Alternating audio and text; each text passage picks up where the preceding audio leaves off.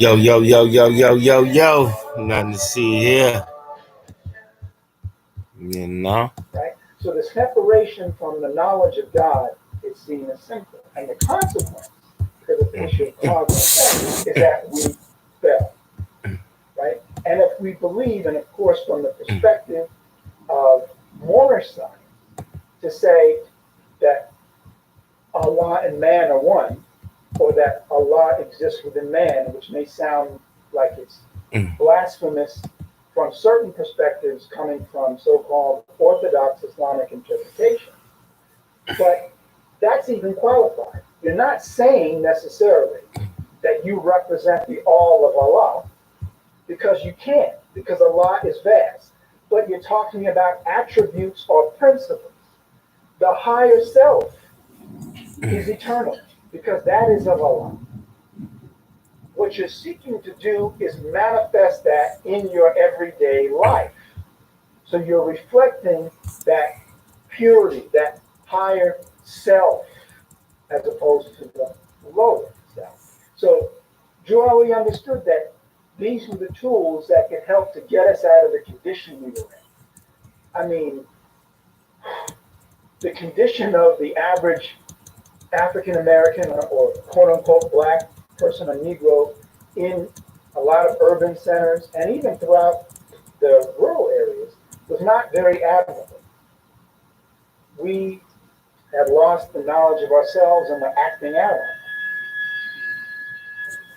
This information I'm getting as I'm reading on the side, but this is not being taught in the class that I'm in. So I went to this particular professor and I said, Dr. So-and-so, I just came across all these primary source Greek references that talk about this, this, and this. Request standby inbound. My radio call, please.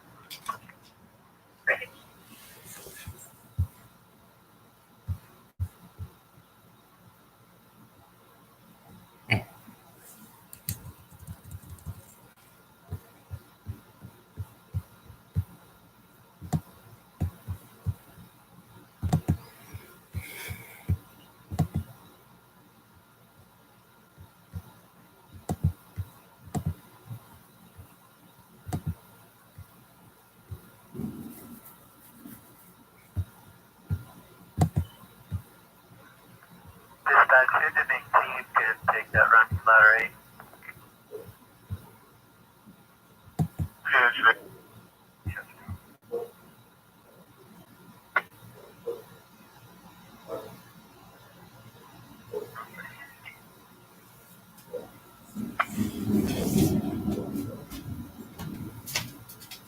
The area of Hudson Street and Cab. 1993, Dr. Color station says you're laying in the middle of the road.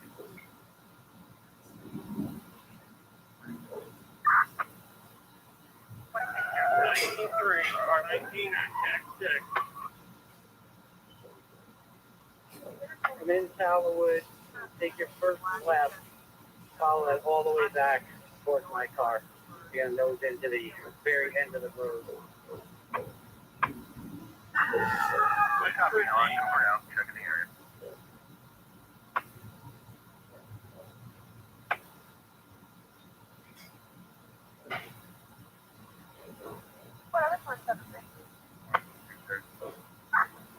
Oh, yeah. Sure.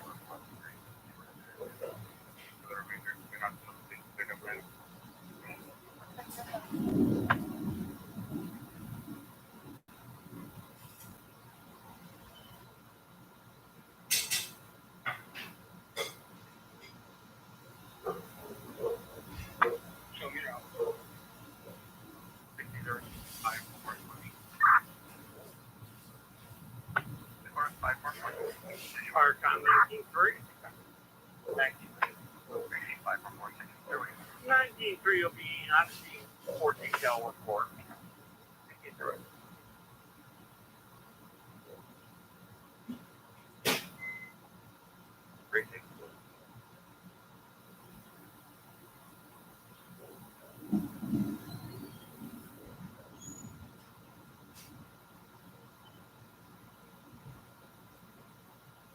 1919 Grace Connect.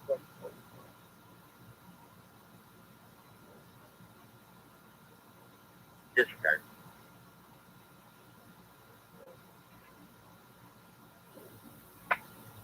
Hold on, section 301.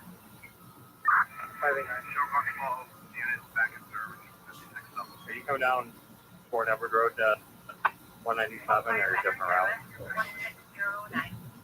No, right in front of you. I went down to White Birch and didn't see anything. Don's gonna check further down, but they have no power, but I don't see anything.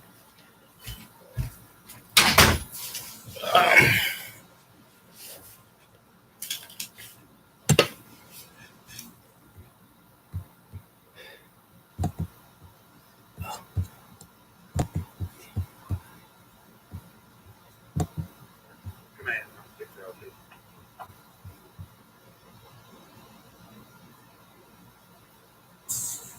Command on.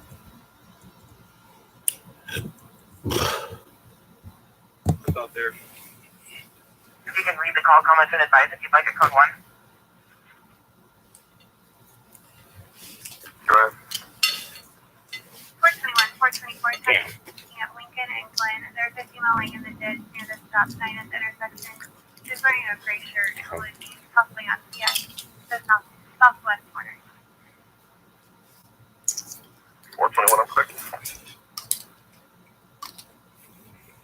424, please. What's the one close? Come on.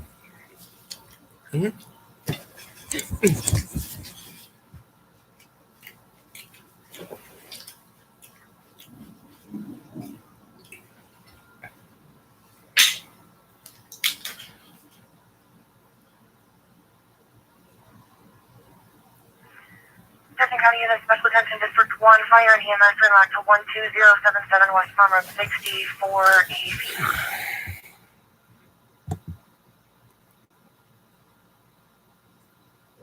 Oh my. I did it from YouTube.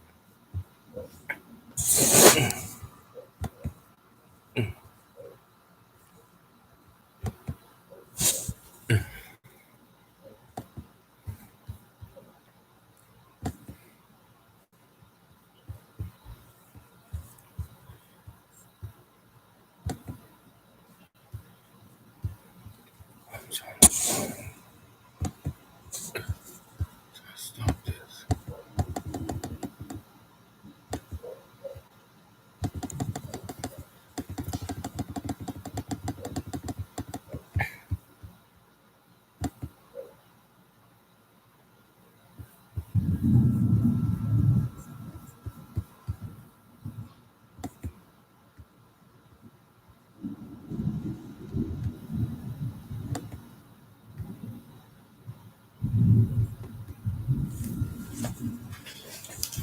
It's thundering outside.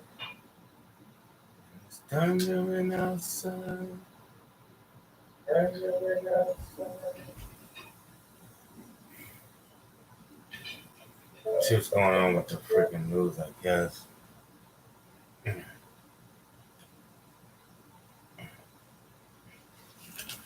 This is retarded.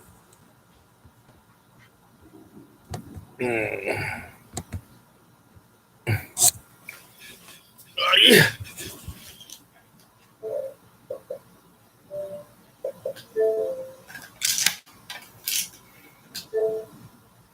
What just happened?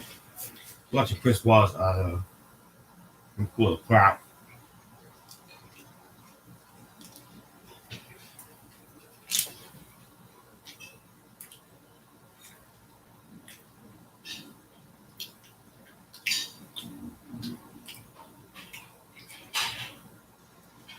The Director of National Intelligence, Eric John Ratcliffe, last night put out a statement, again, not criticizing the court part of the New York Times article, only saying that President Trump was not specifically briefed on this story.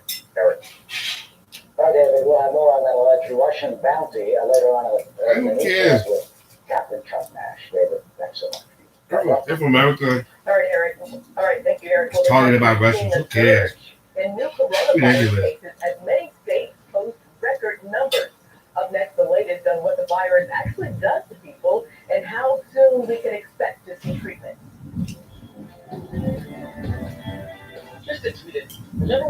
on was $5. Get Charlie. I see what's going on CNN.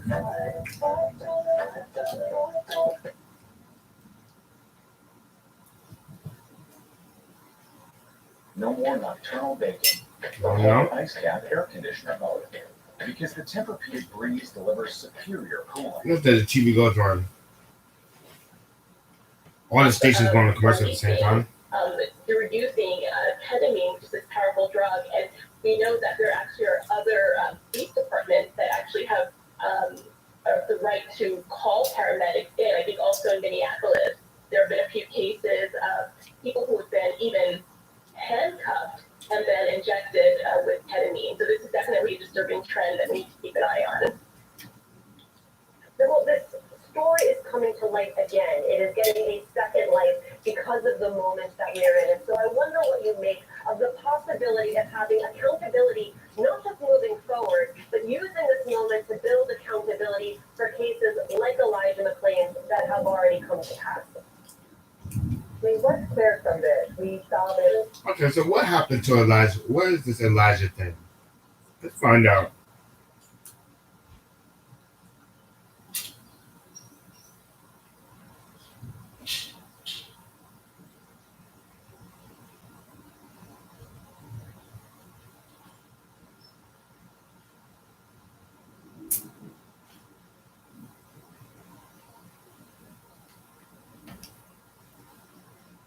It's August 24, 2019 in Aurora, Colorado. A security camera picks up 23-year-old Elijah McClain at this Shell gas station buying soft drinks and wearing a face mask. His family lawyer told NBC News he was in the habit of wearing this mask. After paying for his items, he turns around and bows to the man behind him in line. His family told NBC News this was his signature gratitude bow. At 10:30 p.m., a man calls 911. Yeah, the mask on. He might be. Okay. I just think to that bad person. Yeah. Mask on. Okay. Were any weapons involved or mentioned? No. Okay. What color is the mask or what does it look like? Black mask? It's like a. Is it like a ski mask or what type of mask is it? Yeah, like a ski mask. Elijah McClain is walking home from a nearby Shell gas station. He's holding a plastic bag with his purchases. At 10:43 p.m., Aurora police officer Nathan Woodyard spots McClain. Stop right there. Hey, stop right there. Stop. Stop. Stop. Stop. I have a right to stop you because you're being suspicious. 9 seconds after exiting his vehicle, the officer initiates physical contact. 10:44 p.m., Officer Jason Rosenblatt and Officer Randy Wodema are now also on the scene. So are you an introvert? Respect the boundaries that Stop. Stop. Relax. I'm going home. Relax or I'm going to have to change this situation. Stop. You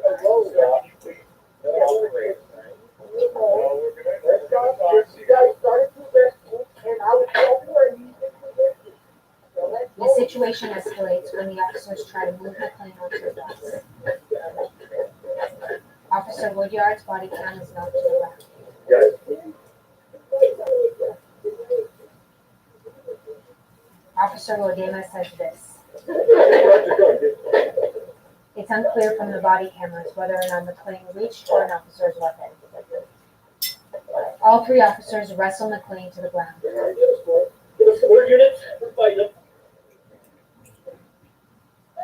At this moment, one of the officers uses a carotid control hold on McClain, a tactic that involves an officer placing his arm around the subject's neck, applying pressure, and restricting blood to the brain via the carotid arteries. Responding officers later told an Aurora police investigator that McClain briefly went unconscious, and the officers released the hold. At 10:46 p.m., just over 2 minutes after the first officer made contact with him, McClain is pinned to the ground and says this.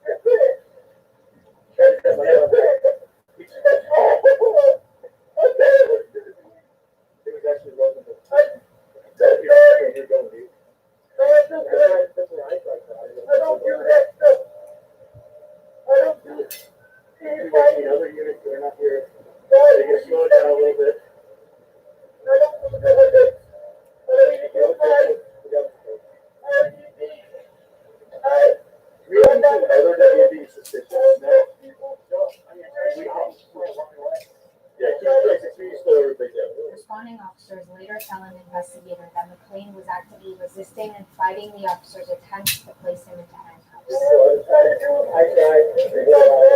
We started at he reached for the gun. At 10:49 p.m., McLean throws up a first hit. Stop. Oh, yeah, sorry. Oh, what did you try to do that? What did you say? Again, read correctly. Over the next 4 minutes, McLean gets sick a few more times.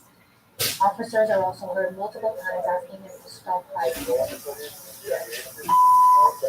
Like walking up. There you go. Just like that. You're good. Don't get up. It's not going to be good for you. I'm telling you right now.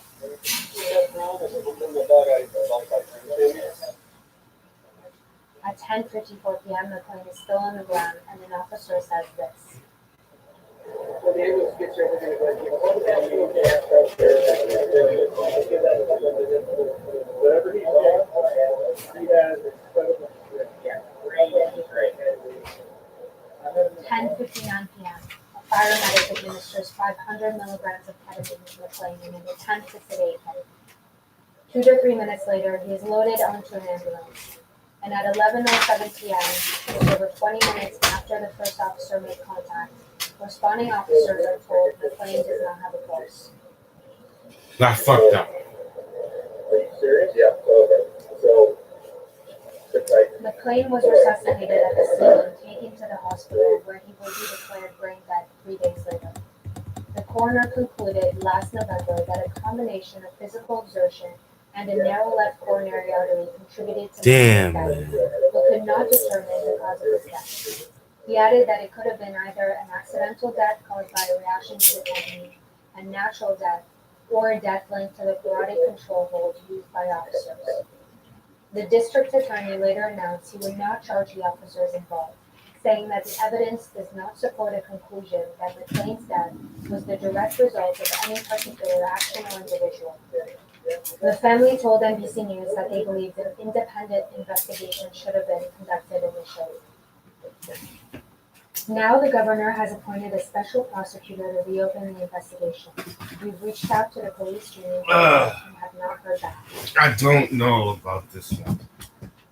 I mean, I don't know. That's rough, though. So, Elijah Munction. That was rough. That was rough, I tell you. That was really rough. Because, you know, when the cops doing their job and he doesn't have to cooperate with them, but I mean, I don't know. You have to cooperate with the police. The police got a call that a man, suspicious man, was walking with a mask. He might have been up to something. You know, once you come up and say, "Hey, how you doing?" Stop for a second. Oh man, that's a tough one. I mean, I need some time to, I guess, pause and reflect, because I mean,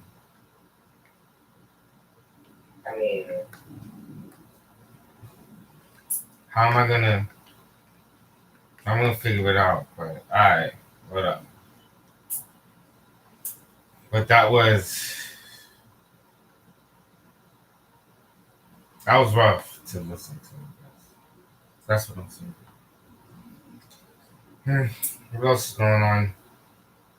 Joe Biden. Who cares about a bounty report? Like, what? Oh, somebody got shot at a Walmart distribution center. Let's hear about that. A shooting on Saturday at a Walmart distribution center. Saturday. That at least 2 people dead, including the attacker, and 4 others wounded. Tehama 2 County people dead. Sheriff said the shooter circled the center's parking lot 4 times before crashing his vehicle into the building and opening fire with a semi-automatic rifle.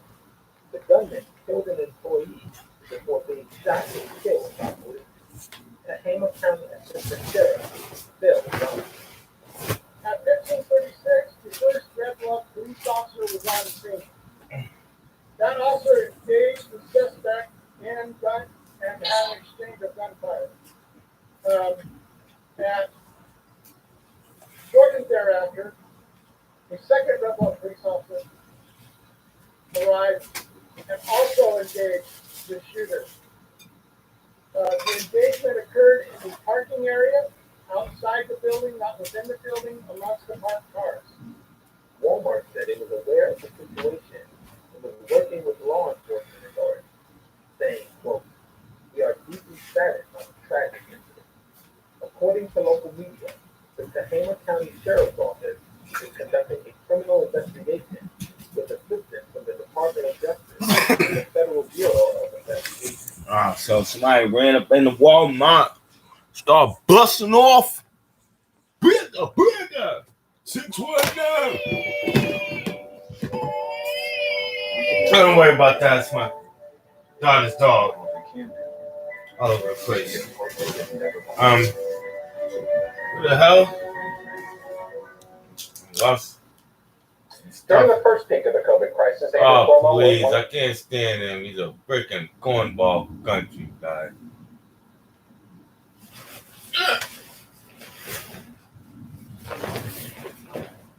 All right. Let's see. What else is going on in the news? Drake's beefing over Busta Rhymes. So yeah, kudos to everybody involved in this versus everybody that got a chance to watch and enjoy themselves on a Friday night. Awesome. But let's get into some darker news involving. Meanwhile, what happened, Joe? While Alicia was celebrating, Swizz was getting wasted in the back. Well, now listen. I'm here to shoot Swizz from bail. Oh shit! So surprise. My cape. Whoever called Joe first. You see my cape? That's in the cleaner. Hanging up in there. That's in the cleaner. Joe never takes the cape off. He put starch in your cape. Well, how many of us have capes on right now? I'm admitting to mine, but it's a two-tone color. It's a two-tone cape because I rep for both of these gentlemen. Yeah, I don't have So I got some Toronto colors in there, and I have an owl next to a double R on my cape. I'm not mad at that.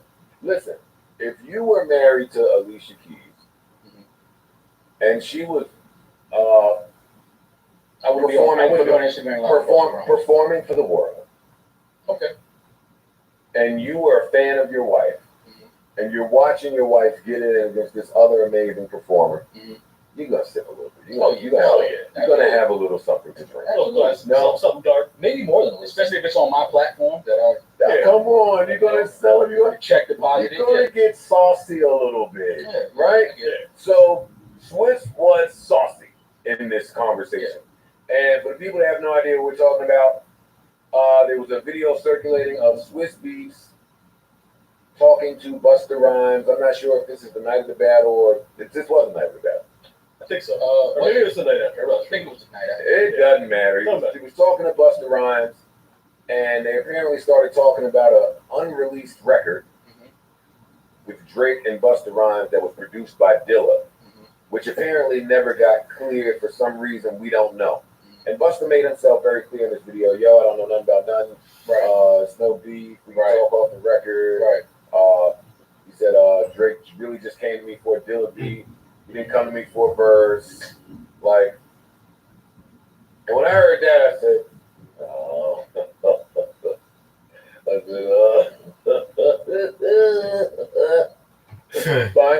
Finally we get to talk about it. And y'all know I love Bus. Bus is my guy. 45-minute hugs in the club. But Bus has given out some verses that people didn't ask for. That's a rap fact. Did you ask? There's nothing to say. There's nothing to debate. That happens a lot too. It's a rap fact, and he was a genius for it back then. Nah, I didn't. To be honest, we had reached out to Busta Rhymes for a Pump It Up remix. Okay, that would make sense. And he came. And he came to the studio. Listen, Busta Rhymes on a party record in 2003. It was just like I don't have to explain this to anybody, right? So he came to the studio and he laid something, but I think at that time when he laid it, there was still hope that I might get a whole verse. Okay. So when he did it, like it over, let's go. But while he was there, he hopped on fire. Or what? When he did that in his session, he hopped on fire as well. Okay. And I didn't ask for it, and he sent it, and it was just too fire to. Nah, he killed that shit. Yeah, it killed it. It was too fire. Forget pump it up. I wait on hold. It seems like a perfect. I get it. Beer. But back in that time, I'll explain it so y'all don't think I'm trying to be funny to an icon and legend like Busta Rhymes. That was business hustle to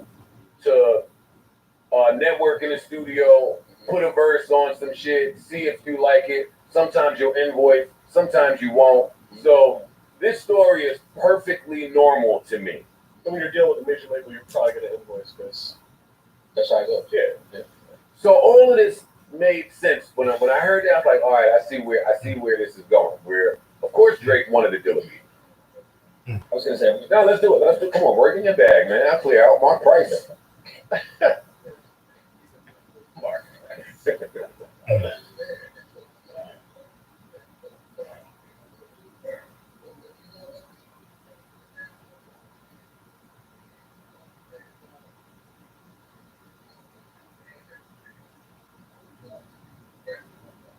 He's trying to give it to him. yeah.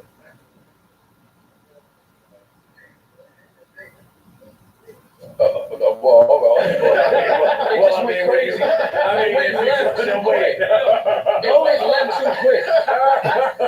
He wasn't even responding to what Busta said. Too quick. That had nothing to do with nothing. Yo, Busta Rhymes said King. Yeah. Before, I know your filter is almost burnt, but before you do that, important to get all the information Put it all so out we there. have the fullness and Now fuck that man, just understanding. pussy for real, pop off. Very profound thought. Man, That's a complete opposite. What happened? What happened just now? Like, what just happened? And that was mine. Like, I was looking at it like, all right, I get it. He was sitting. Yeah. But All right, hold on. Let's hear the Joe Buttons and Busta. I mean, the Swiss Beats and Busta, and see what's happening with this. That just sounds funny.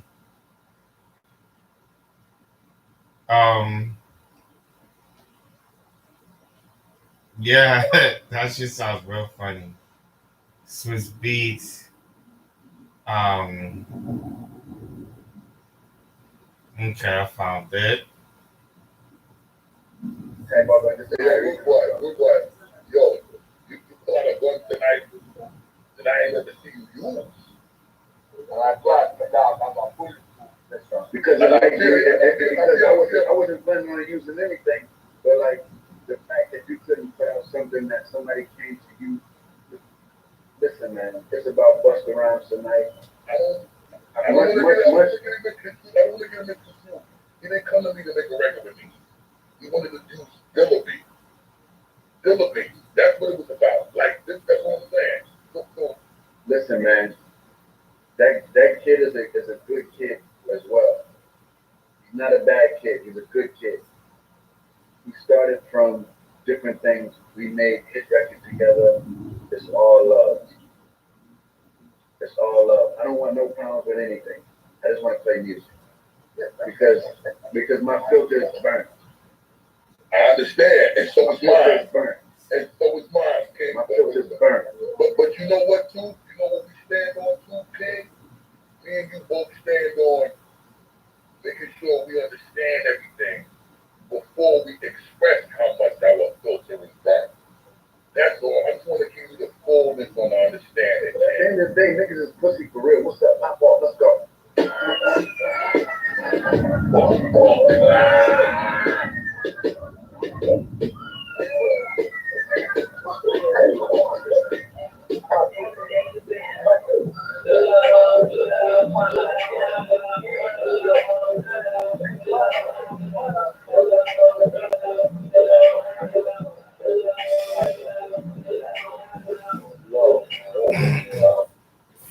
Yeah. All right, man. We all in the zone, you know. Now. I always loved the record, and Drake definitely. You know what I had to Jay Dilla correct me. And I told us, oh yeah, Jay Dilla did this beat. Jay Dilla produced this track, and Drake wanted to get some production from Dilla, and he wanted to have it. And we was talking about him working with Dilla with some of the stuff that I had in the stash. You know, I ain't gonna front. Drake is definitely one of the prominent MCs that I'm a fan of. So I don't understand whether. Hold on, I'm a little confused about. So that's what they was. He called him pussy. Like it started. Like I don't understand what happened. Long time, still long time. And you know, we never worked it out. Yeah, I don't know, man.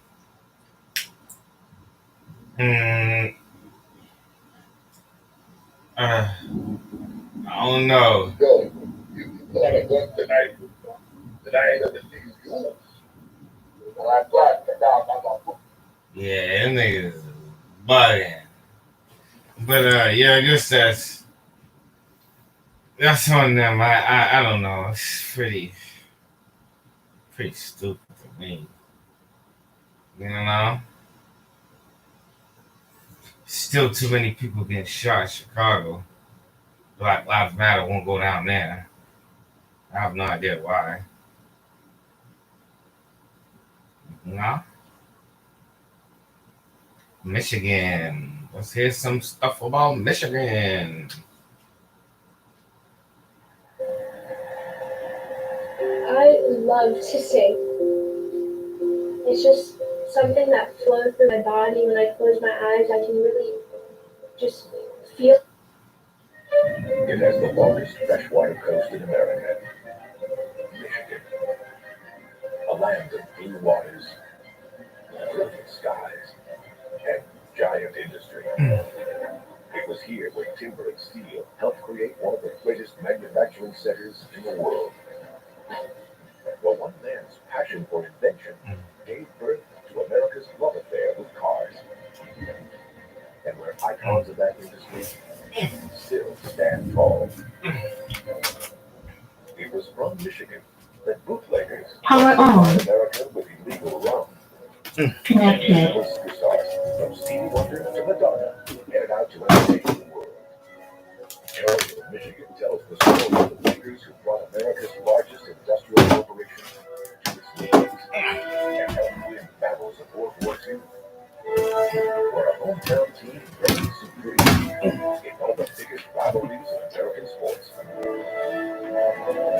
Thanks to its unique shape, locals often call their state the Mitten. But the rest of the world knows this Midwestern powerhouse as Michigan.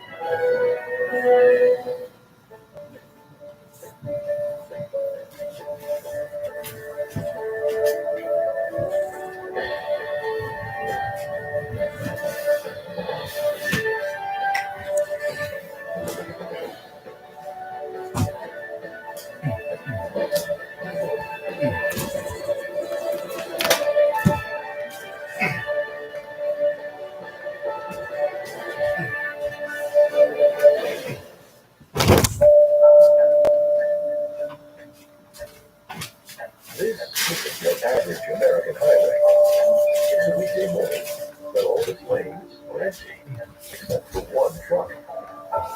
This is what's called a proving ground, a place where America's automakers put their latest vehicles through tough tests before rolling them out across the country. It was the automobiles that transformed Michigan into one of the greatest manufacturing centers in the world. And much of that credit belongs to one car, known as the Model T. It all started here in Dearborn, just a few miles west of Detroit.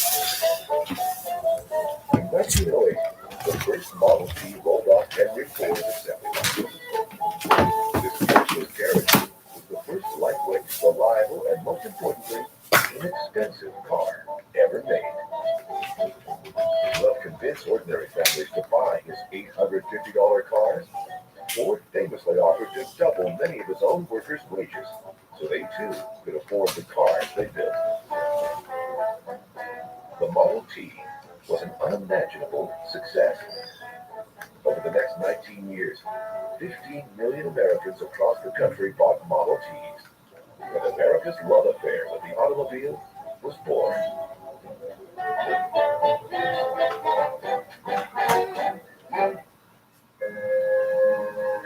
This may be the best place to imagine what life was like back in the days when the first automobiles rolled out onto America's streets. It's a place known as Greenfield Village. Henry Ford wasn't just obsessed with cars. He was fascinated with all kinds of inventions and created an entire village just to celebrate them. At the heart of Greenfield Village lies Thomas Edison's invention factory. It was in this Menlo Park complex where Edison first demonstrated his incandescent light bulb. Ford moved the surviving buildings from New Jersey and recreated the rest. Next door lies the Henry Ford Museum. It houses one of the most diverse automobile collections in the world. Inside this vast complex is the limousine in which President Kennedy was assassinated, the bus in which civil rights activist Rosa Parks refused to give up her seat, the first Ford Mustang, and the last Model T ever made.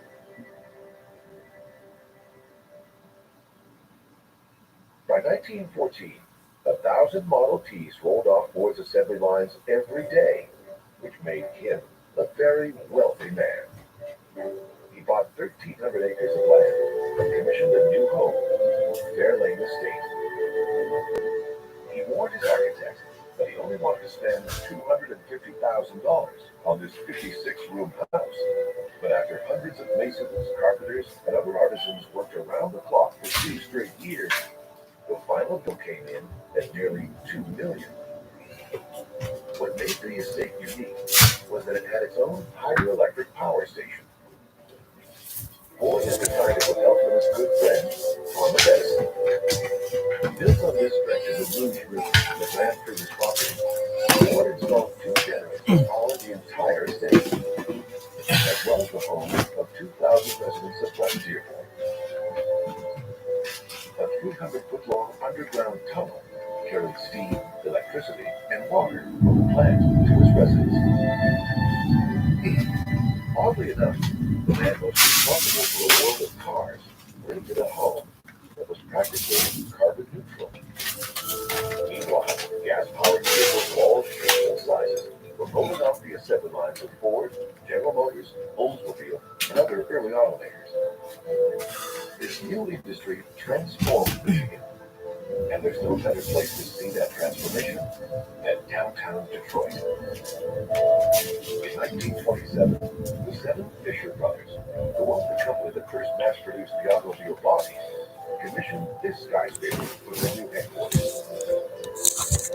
They gave Michigan's great architect Albert Kahn a blank check to design a tower that would grace the city like none had before.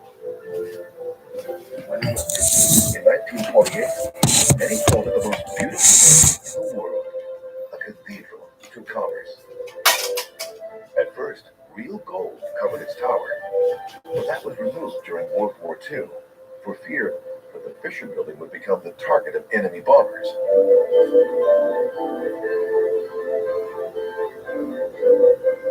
As Detroit's skyline expanded in the 1920s, its culture thrived. The Fox Theater opened its doors in 1928. Funded by movie pioneer William Fox, it was the first in the world to have built-in equipment for sound. Later, it became a venue for live shows.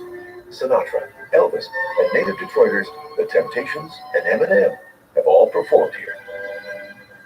By the 1970s, the Fox had fallen into disrepair, but a $12.5 million renovation has recently restored this Art Deco landmark.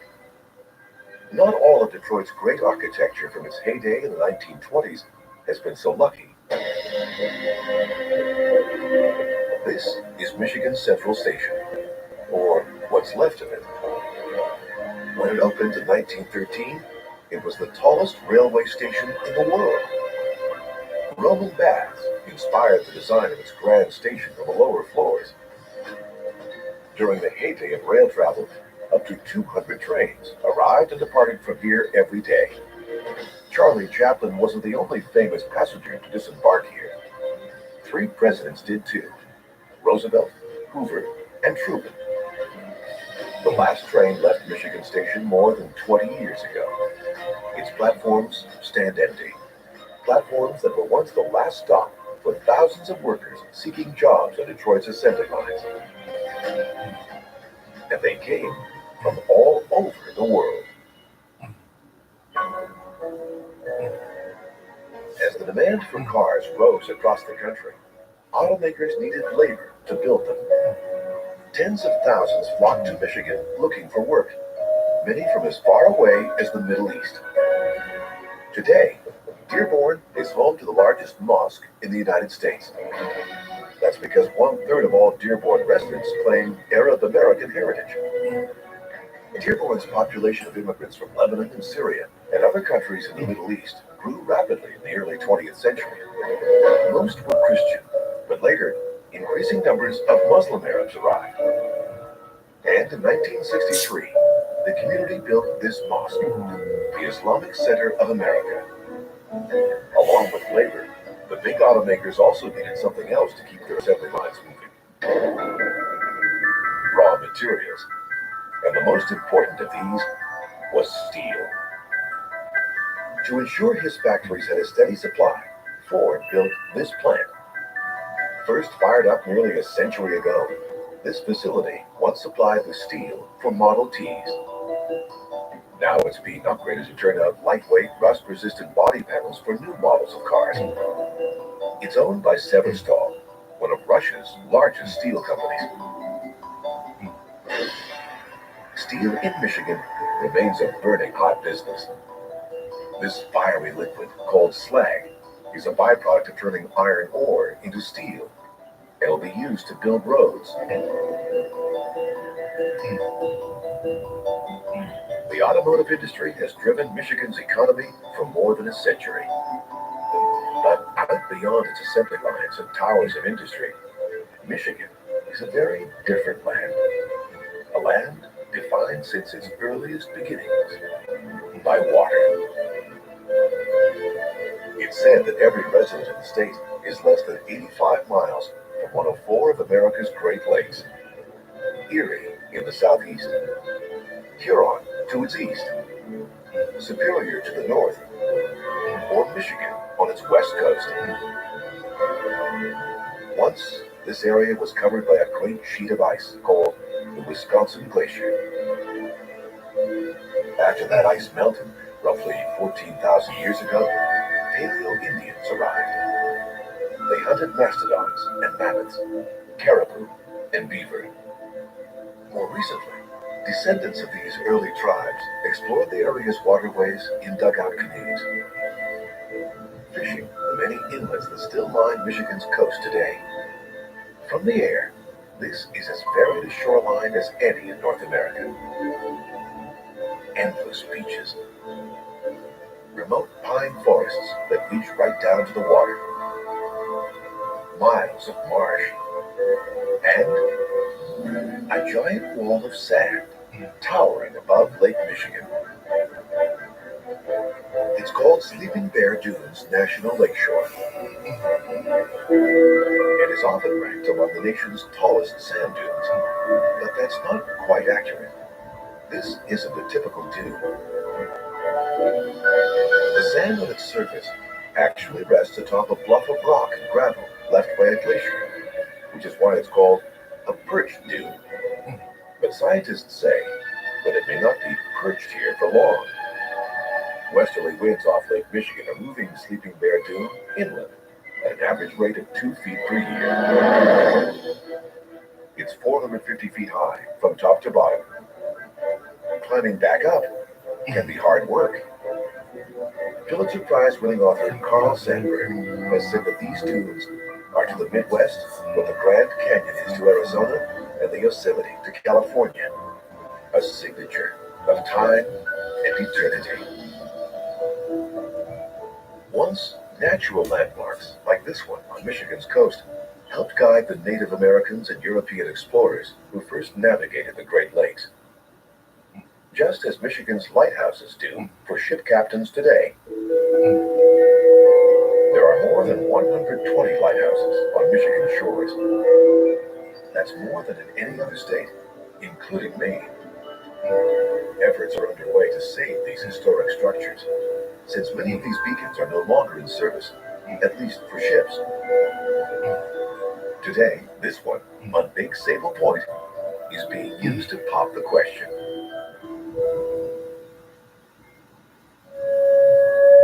One reason there are so many lighthouses in Michigan is because this state has a very long coast. More than 3,200 miles, making it the longest freshwater coast of any state. Not the easiest shoreline to map in a canoe. But that's what a French Jesuit priest tried to do in the 1670s. Hoping to find a passage to China and convert a few Native Americans along the way, Father Jacques